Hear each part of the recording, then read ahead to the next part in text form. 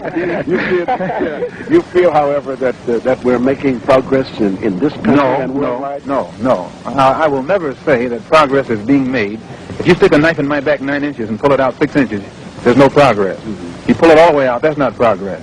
The progress is healing the wound that's a blow made.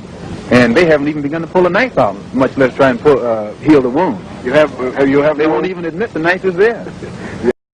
Tonight, Front Page Challenge welcomes the outspoken Negro leader, Malcolm X.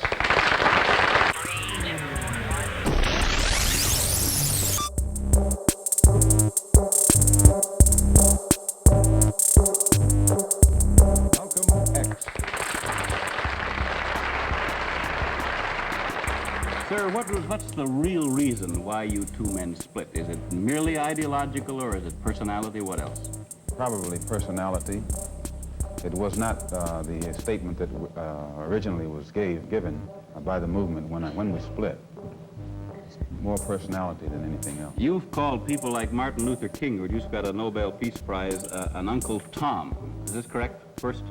Well, I'd rather say that in the States, there's a law that has recently been passed, or a decision handed down by the court, wherein if you call someone an Uncle Tom, they can sue you for libel. Well, so I never refer to them as Uncle Toms. I would say that Uncle Martin is my friend. Uncle Martin is your friend, yet you would disagree with his approach to what he wants to accomplish. Definitely. If his approach would bring about what the black man in America needs to completely eliminate the problem that we have, I would say well and good. But I very much doubt that anyone who adopts the approach that Martin Luther King has been teaching to our people in that country can point to any meaningful gains that has actually served to solve the problem. Black Muslims have sometimes, whether you have or not, and I think probably you have sometimes, it seemed to me, been preaching hate to meet hate. I don't advocate any kind of hate. But there's a lot of talk that sounds very much like it. No, I think that the guilt complex of the American white man is so profound until when you begin to analyze the real condition of the black man in America, instead of the American white man eliminating the causes that create that condition, he tries to cover it up by accusing his accusers of teaching hate. But actually, they're just exposing him for being responsible for what exists. Well, that's something of an argument, but I've heard speeches made by some of the people of your group. I think I've heard you make speeches. It seemed to me that you were advocating what I would have to describe, I think, as violence to meet the serious injuries that have been done your people, with which I totally agree. I don't call that violence. I don't in any way encourage black people to go out and initiate acts of aggression indiscriminately against whites.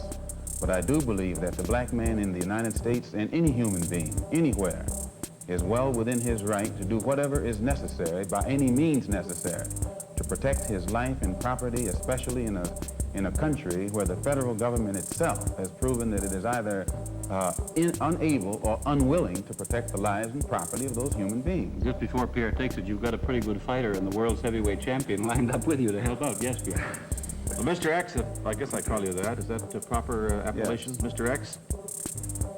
I'm wondering if you still believe, as I think you certainly did at the time you were allied to the black Muslim movement, in a segregated black nation in North America. I don't believe in any form of segregation or any form of racism. I'm against any form of segregation and against racism. Am I right in saying that the black Muslim movement, which you have left, did believe in that? Well, Elijah Muhammad taught his followers that the only solution was a separate state for black people. And as long as I thought he genuinely believed that himself, I believed in him and believed in his solution. But when I began to doubt that he himself believed that that was feasible, and I saw no kind of action designed to bring it into existence or bring it about, then I turned in a different direction. Are you still a Muslim yourself? Oh, yes. I'm a Muslim. I believe in the religion of Islam, which believes in brotherhood, complete brotherhood of all people. But at the same time that I believe in this brotherhood, I don't believe in forcing my desire for brotherhood upon those who aren't willing to accept it. Of course, I think the Christians would say that they also believed in brotherhood. What would you say to that? I'd say they believe in it, but don't practice it. Well, that'd be a pretty good answer. Sir, when the muezzin goes up in the minaret twice a day, he cries to the world, there is but one God, and he is Allah. Do you deny that there is a Christian God? The muezzin does this 5 times a day. 5 times, and I only heard him twice. Well, you were fortunate to hear him twice. But he does this 5 times a day, and the same God that he says that he expresses the existence of is the God that the Christians profess to believe in themselves, and the God that the Jews believe in. One God, the creator of the universe. The Muslims believe in the God that created the universe, and I think the Christians do, and the Jews do. Now, as long as all of them are talking about the creator, the Jews may call him Jehovah, and Christians may have another name for him. Those who are Arabic speaking refer to him as Allah. Well, we believe in the same God. Now, as the Muslim religion advances in the United States, are you modernizing it or sticking with the old faiths? For example, the complete segregation of the sexes. I think that everything today on this earth is being modernized. Religious principles and practices, as well as political and other things. Now, when you went to Mecca, this is a very sacred and forbidden city. I tried to get to Mecca myself and certainly didn't make it, not being a Muslim. But how would they accept you as one? You're an American. There are few American Muslims. This is true, and by being an American and not having not being able to speak the Arabic language, I did strike a snag, a very serious snag, but I was fortunate to have been pretty well known by the officials in Arabia, and they knew too that I had accepted Orthodox Islam. It had been highly publicized in the paper, and I became a guest of the state. I was a guest of Prince Faisal, the present King Faisal, and they made it possible for me to go before the committee, Hajj committee or Hajj court, who examines you and asks you questions about your belief, and if you pass it, then you are okay to go to Mecca. But you would have to have a translator then. I had one. Then realizing that our problem in America, that we are black Americans, and we have a problem that goes beyond religion, we formed a group known as the Organization of Afro-American Unity. And the objective of this organization, it's non-religious, number one. Any Negro can belong to it. And the objective of that organization is to bring about a condition that will guarantee respect and recognition of the 22 million black Americans as human beings. We feel that the problem, number one, of the black man in America is beyond America's ability to solve. It's a human problem, not an American problem or a Negro problem. And as a human problem or a world problem, we feel that it should be taken out of the jurisdiction of the United States government and the United States courts and taken into the United Nations in the same manner that the problems of the black man in South Africa, Angola, and other parts of the world, and even the way they're trying to bring the problems of the Jews in Russia into the United Nations because of violation of human rights. We believe that our problem is one not of violation of civil rights, but a violation of human rights. Not only are we denied the right to be a citizen in the United States, we're denied the right to be a human being. Mr. X, may I thank you very much for coming on our program and perhaps clearing away some of the cobwebs of misconception that some of us might have had about your belief. And I think you're a very sincere man, and it takes a lot of courage to admit a former belief is wrong, and we congratulate you for that and the service you performed tonight in giving us your views. Thank you so much, Mr. Thank you. I asked Malcolm X, giving his first television interview, whether the black Muslim prophet is preaching race hatred. He's not teaching hate, he's teaching history.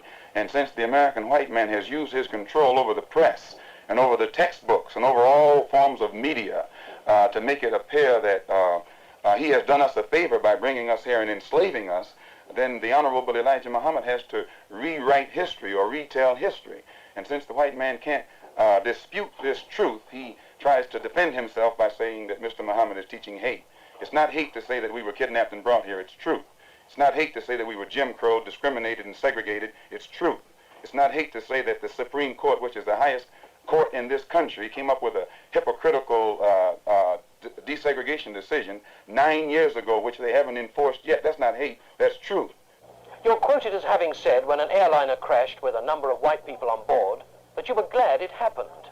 The white race in this country collectively are guilty of these crimes that our people are suffering from collectively, and therefore they would suffer some collective disaster, collective grief. And when that plane crashed in France with 130 white people on it, and we learned that 120 of them were from the state of Georgia, the state that my own grandfather was a slave in, why, to me, it couldn't have been anything but an act of God, a blessing from God, and I frankly and sincerely pray for similar blessings from him to repeat themselves as often as he can spare them. But I take it then you support the freedom-loving attempts of the peaceful marchers in Alabama and these places. You don't get freedom peacefully. Freedom is never safeguarded peacefully. Anyone who is depriving you of freedom isn't deserving of a peaceful approach by the ones who are being deprived of their freedom. And when black people in this country come out from under the mental straitjacket that the Negro clergymen have placed them in, and begin to see that the only way you can get freedom is to get it the same way the white man in this country got it from England, or he says he got it from England. He was willing to pay the price for freedom. When you're willing to pay the price for freedom, then you get it. But the Negro in this country has never been willing to pay the price for his freedom. All of the price that we have been paying in the past has been freedom for the white man. We fought abroad so that the white man in America could be free today to sick police dogs on us, to beat our people in the heads with police clubs, and to turn water hose on little women and children and babies simply because they want to walk down the street like decent human beings. Now, the only way you can have peace is to eliminate those injustices, and the American white man is not going to eliminate them. He's going to talk that pretty talk, but he'll still continue to practice those inhuman deeds.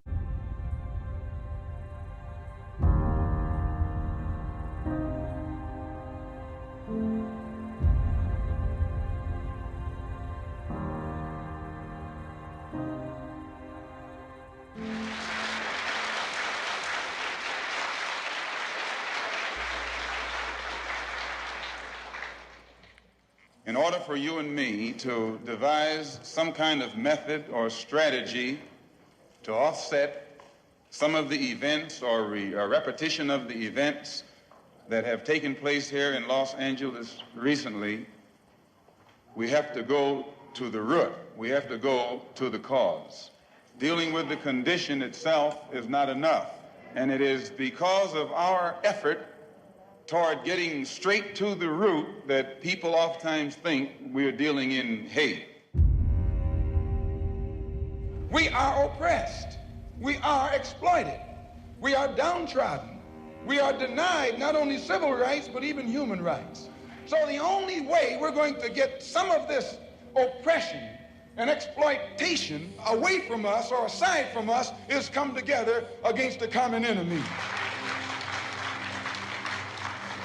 Who taught you to hate the texture of your hair?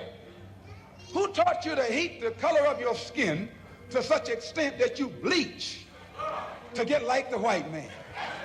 Who taught you to hate the shape of your nose and the shape of your lips? Who taught you to hate yourself from the top of your head to the soles of your feet? Who taught you to hate your own kind? Who taught you to hate the race that you belong to? So much so that you don't want to be around each other. No, before you come asking Mr. Muhammad, does he teach hate, you should ask yourself, who taught you to hate being what God gave you? And I, for one, as a Muslim, believe that the white man is intelligent enough. If he were made to realize how black people really feel and how fed up we are without that old compromise and sweet talk. Stop sweet talking him. Tell him how you feel. Tell him what kind of hell you've been catching, and let him know that if he's not ready to clean his house up, if he's not ready to clean his house up, he shouldn't have a house. It should catch on fire and burn down.